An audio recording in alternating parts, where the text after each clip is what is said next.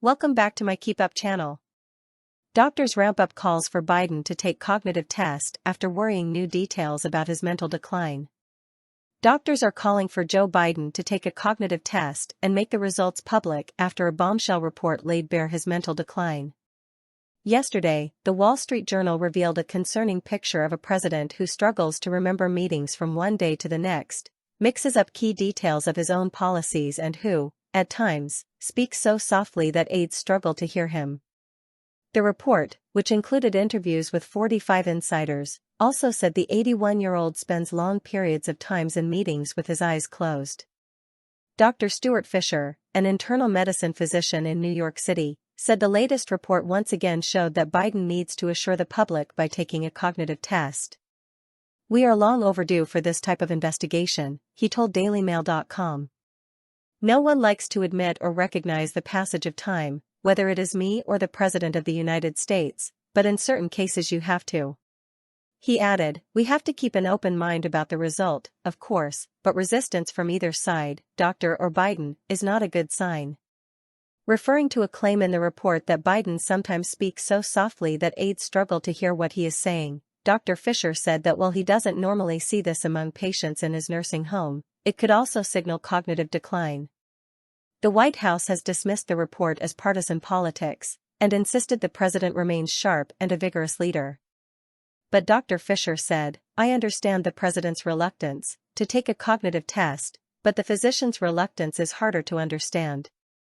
He is a doctor, not a spin doctor. He is a medical doctor, who took an oath, like I did, to tell the truth, the whole truth, and nothing but the truth. His patient should come first."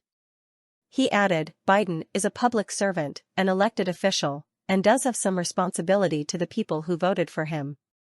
Biden's last physical checkup was in February this year, when his physician, Dr. Kevin O'Connor, said he continues to be fit, active, robust, and there were no new concerns over the president's health.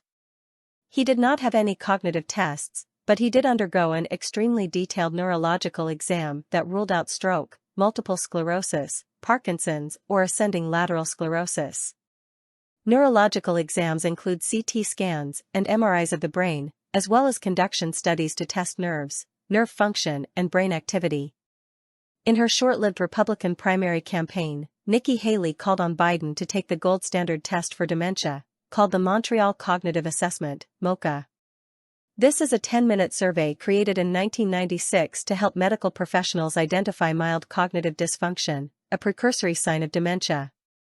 It assesses concentration, attention, memory, and other functions through a battery of questions, including asking patients to spot patterns, name animals, and recall a string of numbers or letters.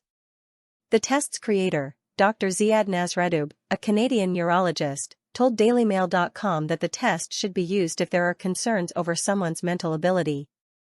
He said, "If there is concern about cognitive performance, cognitive testing is recommended. If I am President Biden's physician, I would administer the MoCA test to him if he or I were concerned about his cognitive performance."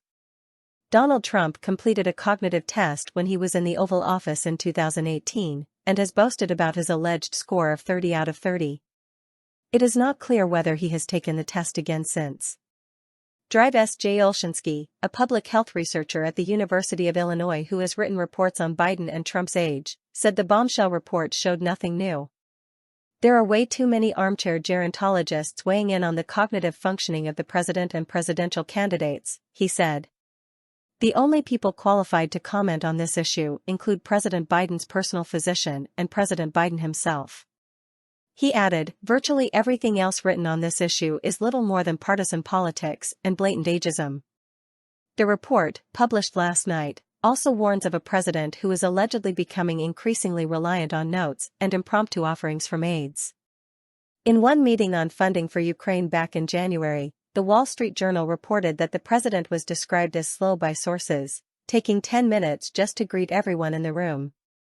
He was also reliant on notes, and kept making broad points such as the need to fund Ukraine, which attendees said they found odd given that everyone in the room already generally agreed to this principle.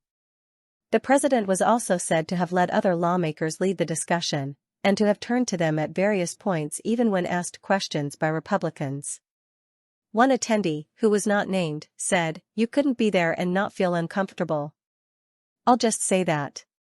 In a meeting the following month, he was described as failing to understand his own policies during a conversation with Louisiana Republican and House Speaker Mike Johnson. Sources described Johnson as being dismayed by the president during the meeting. And in May, sources accused him of forgetting details from meeting to meeting while negotiating the debt ceiling.